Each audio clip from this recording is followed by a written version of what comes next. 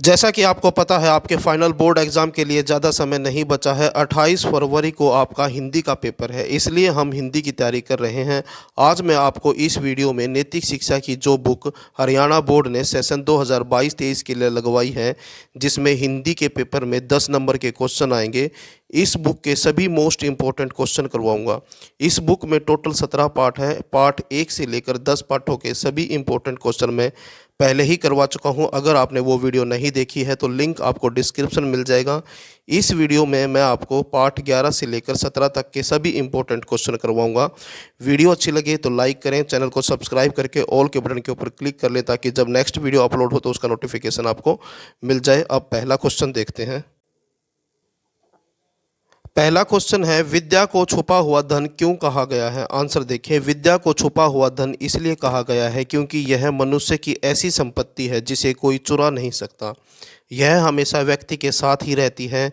जब व्यक्ति स्व इच्छा यानी कि अपनी इच्छा से इसे किसी को देता है तभी वह दूसरे के पास जाती है।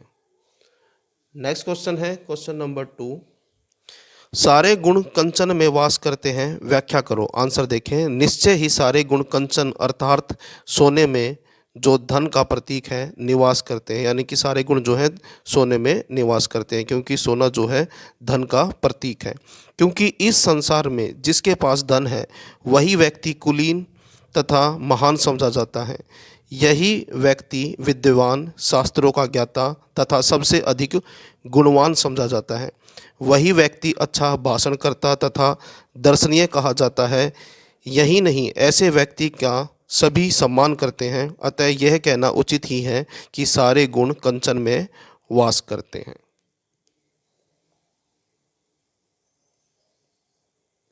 नेक्स्ट क्वेश्चन है क्वेश्चन नंबर 3, आपके विचार से एक श्रेष्ठ मित्र में क्या गुण होने चाहिए? आप में इनमें से कौन से गुण विद्यमान हैं? आंसर देखें, मेरे विचार से एक श्रेष्ठ मित्र में अनेक गुण, जैसे वो हमें पाप कर्मों से बचाने वाला हो, हमारी भलाई का उपदेश देने वाला हो, हमारी गुप्त बातों को छिपाने वाला तथा हमारे गुणों को विशेष रूप से प्रकाशित करने वाला हो, विपत्ति के समय हमारा साथ न छोड़ने वाला तथा समय पर धन देकर हमारी सहायता करने वाला हो। मुझ में इनमें से एक दो गुणों को छोड़कर सभी गुण विद्यमान हैं। नेक्स्ट क्वेश्चन है क्वेश्चन नंबर 4, कवि ने डुबकू डबकू करनी है वाक्यांश का प्रयोग करके किसके लिए किया है और क्यों?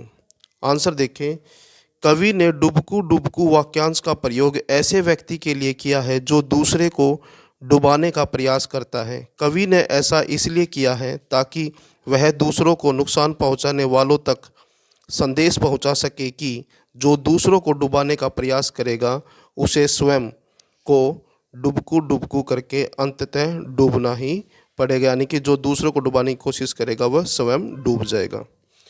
नेक्स्ट क्वेश्चन है क्वेश्चन नंबर 5, कवि ने जिस दुनिया का उल्लेख किया है उसके सौदे की क्या विशेषताएं हैं? आंसर देखें, कवि ने जिस दुनिया का उल्लेख किया है उसके सौदे हाथों हाथ होते हैं। ये सौदे एक हाथ दे एक हाथ ले वाले होते हैं। इन सौदों में न देर होती है और न अंधेर। ये सौदे पूरी तरह इंसाफ और न्याय पर आधारित होते हैं। नेक्स्ट क्वेश्चन है क्वेश्चन नंबर 6, एहसान करने से एहसान मिलता है आपके पास जबकि धन नहीं है, ऐसे में आप देश के प्रति क्या करना चाहेंगे? आंसर देखें, मेरे पास धन नहीं है परंतु धन से भी बढ़कर अच्छा स्वास्थ्य, मन में उत्साह, मस्तिष्क में ज्ञान और हृदय में साहस है। मैं अपनी इस संपत्ति से देश के लिए बहुत कुछ कर सकता हूँ। मैं अपनी भुजाओं के बल पर देश की सीमाओं की रक्षा कर सकता हूँ। अपने उत्साह एवं ज्ञान के बल पर नए नए अनुसंधान कर सकता हूँ। अज्ञान को समाप्त करने की दिशा में कदम बढ़ा सकता हूँ। मैं अपने देश के लिए यह सब कुछ करना चाहूँगा। नेक्स्ट क्वेश्चन है क्वेश्चन नंबर 7, राष्ट्रीयता का सबसे बड़ा गुण क्या है? आंसर देखें, राष्ट्रीयता का सबसे बड़ा गुण यह है कि वह देशवासियों के हृदय में देश प्रेम की भावना को जगाती है। जब देश के लोग अपने देश को प्रेम करने लगते हैं तब निश्चय ही उस देश की राष्ट्रीयता का विकास सभी क्षेत्रों में होता है। वे राष्ट्र के लिए हंसते हंसते अपना सर्वस्व यानी कि सब कुछ अर्पित कर देते हैं। उनके मन से संकीर्णता यानी कि छोटी सोच एवं स्वार्थता का लोप हो जाता है। लोप मतलब समाप्त हो जाती हैं ये चीज़ें। उसके बाद नेक्स्ट क्वेश्चन है क्वेश्चन नंबर 8, राष्ट्रीयता के विकास में राष्ट्र नायकों की क्या भूमिका है। आंसर देखें। राष्ट्रीयता के विकास में राष्ट्र नायकों की भूमिका अत्यंत महत्वपूर्ण है, क्योंकि जिस देश को सही दिशा निर्देश देने वाले राष्ट्र नायकों का नेतृत्व मिलता है, वहाँ सामान्य जन भी उससे प्रेरित होकर राष्ट्रीयता को विकसित करने में लग जाते हैं। भारतीय स्वतंत्रता आंदोलन में जिस राष्ट्रीयता का विकास हुआ, उसका नेतृत्व करने वालों में महात्मा गांधी, सरदार पटेल, भगत सिंह, भीमराव अंबेडकर, सुभाष चंद्र बोस, वीर सावरकर आदि का नाम लिया जा सकता है। नेक्स्ट क्वेश्चन है क्वेश्चन नंबर 9, मानवता शब्द का अर्थ स्पष्ट करो। आंसर देखिए। मानवता शब्द का अर्थ मानव होने का भाव है। केवल मानव देह धारण कर लेने से ही मानवता की सिद्धि नहीं हो जाती, इसके लिए मानवीय सद्गुणों का वर्ण आवश्यक है। कहने का मतलब यह है कि मानव शरीर प्राप्त कर लेना ही मानवता नहीं है, यानी कि मानव के लिए मानवीय सद्गुणों का वर्ण करना यानी कि धारण करना आवश्यक है, जिससे मनुष्य की मनुष्यता प्रमाणित होती है। मानवता व्यक्ति की आदर्श आचार संहिता है। नेक्स्ट क्वेश्चन है क्वेश्चन नंबर 10, जागा सो पाया, सोया सो खोया, युक्ति का अर्थ स्पष्ट करो। आंसर देखें। जागा सो पाया, सोया सो खोया, युक्ति का अर्थ है कि जो जागता है अर्थात संघर्ष करता है, परिश्रम करता है, वही सफलता प्राप्त करता है। इसके विपरीत जो सोता है, संघर्ष व मेहनत से बचता है, वह अपना सब कुछ खो देता है। नेक्स्ट क्वेश्चन है क्वेश्चन नंबर 11, मानवता की सच्ची परख किन परिस्थितियों में होती है। आंसर देखें। मानवता की सच्ची परख विपरीत परिस्थितियों में होती है, यानी कि परिस्थितियां जब आपके विरुद्ध हों। केवल वाणी के सतर पर मानवता का स्वांग करना भरना एक कुचेष्टा है। मानवता कार्य रूप में परिणत होनी चाहिए। यहाँ इसका मतलब है कि केवल बोलकर जो है मानवता नहीं दिखाई जा सकती, मानवता कार्य रूप में परिणत होनी चाहिए, यानी कि मानवता जो है उसके व्यक्ति के कार्य में दिखनी चाहिए। देश और जाति की रक्षा के लिए गुरु गोविंद सिंह ने अपने पुत्रों की बलि चढ़ा दी। यही सच्ची मानवता है, जो विपरीत परिस्थितियों में भी दबती नहीं है, अपितु अपनी अमोघ शक्ति के साथ प्रकट हो जाती है। नेक्स्ट क्वेश्चन है क्वेश्चन नंबर 12, किन दृश्यों से प्रभावित होकर गौतम बुद्ध का जीवन वैराग्य मार्ग की ओर मुड़ गया। आंसर देखें। वृद्ध, रोगी, मृत व्यक्ति एवं सन्यासी, इन 4 दृश्यों को देखकर गौतम बुद्ध का जीवन वैराग्य की ओर मुड़ गया। मात्र 29 वर्ष की अवस्था में एक रात सिद्धार्थ अपने पुत्र व पत्नी को सोता हुआ छोड़कर गृह त्याग कर यानी कि घर छोड़कर ज्ञान की खोज में निकल पड़े। 7 दिन व 7 रात समाधिस्थ यानी कि समाधि लेने के बाद रहने के बाद 8वें दिन वैशाख पूर्णिमा के दिन उन्हें सच्चे ज्ञान की अनुभूति हुई। नेक्स्ट क्वेश्चन है क्वेश्चन नंबर 13, महात्मा बुद्ध ने क्रोध के विषय में क्या कहा है। आंसर देखें। महात्मा बुद्ध ने क्रोध को अकुशल धम्प, पाप धम्प कहा है, क्योंकि क्रोध के कारण व्यक्तिगत और सामाजिक जीवन की शांति भंग होती है। शक्ति नहीं, यहाँ पर शांति आएगा, शांति भंग होती है।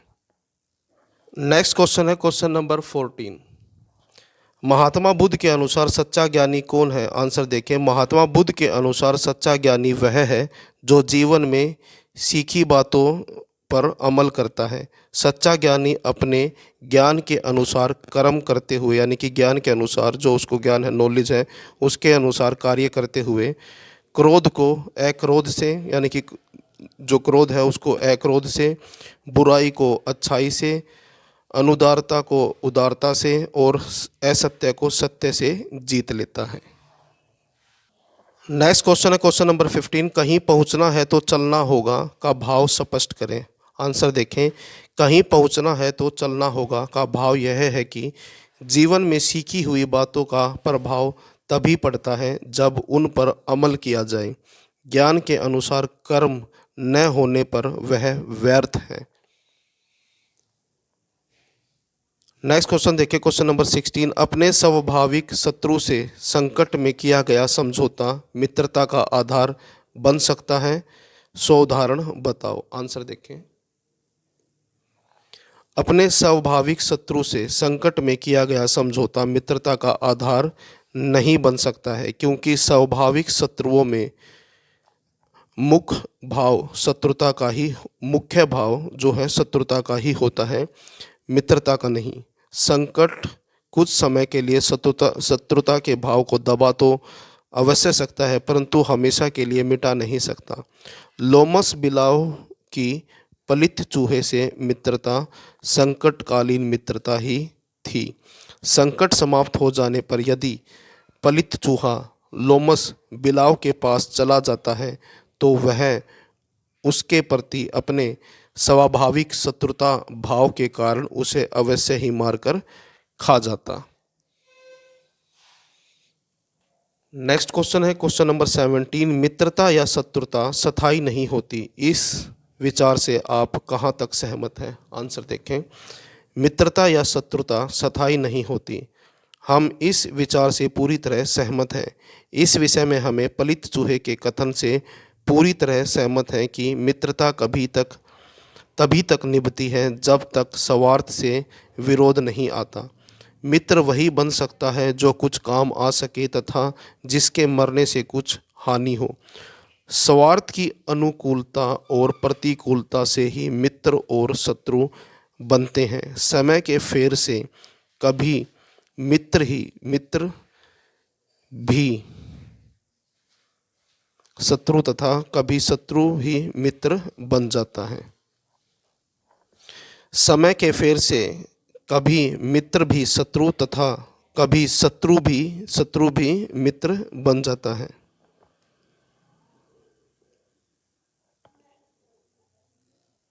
नेक्स्ट क्वेश्चन है क्वेश्चन नंबर 18। सृष्टि के नियम चक्र को समझने की क्या आवश्यकता है? आंसर देखें।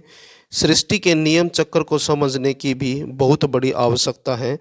प्रकृति को परमात्मा ने जिस यज्ञ भाव से सृष्टि बनाई है और यह चल रही है, उसी यज्ञ भाव से मनुष्य इसे मानकर इसका प्रयोग करेगा तो कठिनाई नहीं होगी। शरीर का संचालन परमात्मा की शक्ति से है। शरीर को नियम संयम में रखा तो ही अच्छा है, यानी कि अगर हम अपने शरीर को नियम संयम से रखते हैं, यानी कि नियम जो हैं उनसे रखते हैं तो अच्छा रहेगा, अन्यथा कठिनाइयाँ होंगी।